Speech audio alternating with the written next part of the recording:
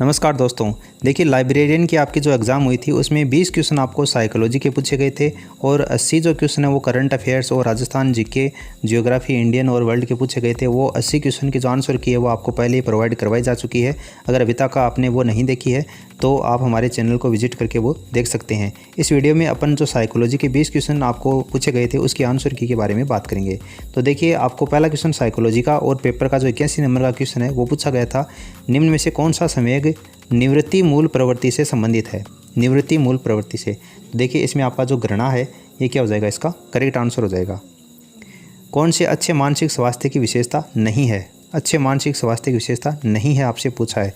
तो देखिए, असुरक्षा, व्यक्तिगत असुरक्षा, ये अच्छे मानसिक स्वास्थ्य की विशेषता नहीं होती। किस पहलू के अंतर्गत मानसिक स्वास्थ्य बनाए रखने की विधियाँ आती हैं? मानसिक स्वास्थ्य बनाए रखने की विधियाँ किसके अंतर्गत आती हैं? संरक्षणात्मक के अंतर्गत आती हैं। निम्न में से वृद्धि के बारे में कौन सा कथन गलत है, यानी कि कौन सा कथन सही नहीं है, वो आपको बताना है। तो देखिए, वृद्धि में गुणात्मक व परिमाणात्मक पक्षों की अभिव्यक्ति होती है। गुणात्मक पक्षों की जो अभिव्यक्ति है वो वृद्धि में नहीं होती, विकास में होती है। तो यहाँ पर आपका जो ऑप्शन सी हो जाएगा वो इसका करेक्ट आंसर होगा। ये वृद्धि के बारे में सही नहीं है। Minnesota multiphasic personality inventory. तो ये मिनीसोटा किससे संबंधित? आपका पर्सनैलिटी यानी कि व्यक्तित्व से संबंधित है। रुचि है, तो रुचि क्या होती है? ज्ञानात्मक, क्रियात्मक, भावात्मक, तीनों ही प्रकार की ये होती है, तीनों से इसका संबंध है। तो उपयुक्त सभी इसका आंसर हो जाएगा। एक वृत्त बनाकर बालकों को उस वृत्त की सहायता से कोई चित्र बनाने के लिए कहना, तो ये समस्या किससे संबंधित है? तो एक वृत्त बनाकर और उस वृत्त की सहायता से कोई चित्र बनाने के लिए कहना, तो ये क्रिएटिविटी को दर्शाता है बालक की। और क्रिएटिविटी यानी कि सृजनात्मकता, और ये आपकी होती है अपसारी चिंतन से संबंधित, यानी कि जो अपसारी चिंतन है ऑप्शन सेकंड ये इसका आंसर हो जाएगा।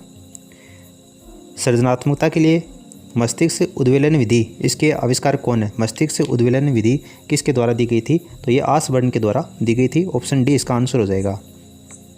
एक बुद्धि परीक्षण में 10 वर्षीय बालक की मानसिक आयु 12 वर्ष है तो उसकी बुद्धि लब्धि क्या होगी?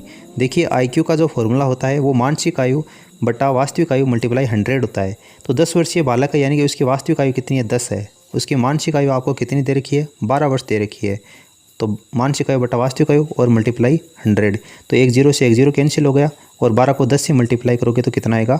120 आएगा, यानी कि ऑप्शन जो फर्स्ट है वो इसका आंसर हो जाएगा। सीखना आवश्यकता की पूर्ति के द्वारा होता है।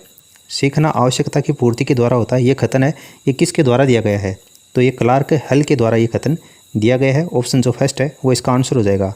तनाव कम करने की प्रत्यक्ष विधि है। तनाव कम करने की प्रत्यक्ष विधि कौन सी है? तो देखिए, बाधा का विनाश, ये क्या हो जाएगा? इसका करेक्ट आंसर होगा। बाकी सभी अप्रत्यक्ष विधियाँ हैं यहाँ पर। बालक का विकास सिर से प्रारंभ होकर पैर की दिशा में होता है और केंद्र से प्रारंभ होकर परिधि की ओर होता है। यह जो कथन है वो विकास के किस सिद्धांत से संबंधित है? तो ये बालक की दिशा को इंगित करता है, यानी कि सिर से पैर की ओर, यानी कि एक दिशा को इंगित करता है, यानी कि विकास की जो दिशा है उसका सिद्धांत है। ऑप्शन डी इसका आंसर हो जाएगा। निम्न में से किशोरावस्था का सर्वाधिक उपयुक्त संदर्भ कौन सा है? किशोरावस्था के बारे में देखिए, कौन सा यहाँ पर किशोरावस्था के बारे में पूछा गया है? तो देखिए, तार्किक यानी कि जो तर्क करने की क्षमता है ये आपकी किशोरावस्था में आ जाती है। अमूर्त चिंतन, अब्स्ट्रैक्ट थिंकिंग जो योग्यता है वो भी आपकी किशोरावस्था में आती है। और निर्णय लेने की जो प्रवृत्ति है वो किशोरावस्था में पाई जाती है। तो यहाँ पर आपका जो ऑप्शन सी होगा ये इसका करेक्ट आंसर हो जाएगा। देखिए, यहाँ पर आपको सुसमायोजन दे रखा है, किशोरावस्था में समायोजन का अभाव पाया जाता है, नहीं होता है, तो यहाँ पर ये ऑप्शन गलत हो जाएगा। यहाँ पर भी आपको सुसमायोजन दे रखा है। और अनुकरण की आदत, ये आपकी शेषावस्था की विशेषता होती है, किशोरावस्था की विशेषता नहीं होती। इसलिए सही तरीके से आपका जो ऑप्शन सी है ये इसका आंसर होगा। मनोवृत्तियों के बारे में सत्य कथन आपको बताना है। तो देखिए, मनोवृत्तियाँ एक व्यक्ति के बारे में नहीं हो सकती, मनोवृत्तियाँ व्यवहार से संबंधित नहीं होती हैं, मनोवृत्तियाँ सीमित होती हैं, मनोवृत्तियाँ पक्ष या विपक्ष में होती हैं। बिल्कुल, ये आपको मनोवृत्ति के बारे में सही दे रखा है। ऑप्शन डी इसका आंसर होगा। मनोवृत्तियाँ पक्ष और विपक्ष दोनों में हो सकती हैं। फिर आपको ये सुमेलित करना है। देखिए, विलियम वुंट, तो विलियम वुंट का जो संबंध है वो पहली मनोवैज्ञानिक प्रयोगशाला से है। जॉन डीवी का जो संबंध है वो आपका जॉन डीवी का जो संबंध है प्रकार्यवाद से है। सिगमंड फ्राइड का जो संबंध है वो मनोविश्लेषण सिद्धांत से है। और बिने साइमन, तो ये आपका बुद्धि परीक्षण से संबंधित है। तो ये आप मिलान कर लेना कौन से ऑप्शन में होंगे। ये आपको 4 कोड दे रखे हैं, उसके हिसाब से इसका आंसर हो जाएगा। स्पीयरमैन के द्विकारक सिद्धांत में तीसरा तत्व कौन सा है? देखिए स्पीयरमैन ने जो सिद्धांत दिया था द्विकारक सिद्धांत, उसमें एक जी फैक्टर बताया था सामान्य और एक एस फैक्टर यानी कि विशिष्ट तत्व बताए थे। फिर इन दोनों को मिलाकर एक जो तीसरा तत्व दिया था वो समूह तत्व दिया था। तो यहाँ पर देखिए समूह तत्व किसी भी ऑप्शन में नहीं दे रखा है। देखिए जी तत्व यानी कि सामान्य और विशिष्ट तत्व इन व्यक्ति कारक, यहाँ पर आपको प्रतिष्ठा कारक और स्व कारक इनमें से इसका आंसर होगा।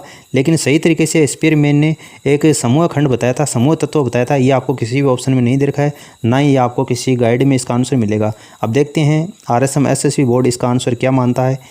इन दोनों में से एक आंसर होगा, लेकिन कन्फर्म नहीं बता सकते कि बोर्ड है वो कौन सा आंसर इसको मानेगा। हो सकता है इसमें आपको बोनस भी दिया जाए या ये जो क्वेश्चन है वो आपका डिलीट भी हो सकता है। आपके अकॉर्डिंग इसका आंसर क्या होगा वो आप नीचे कमेंट सेक्शन में कमेंट करके बता देना।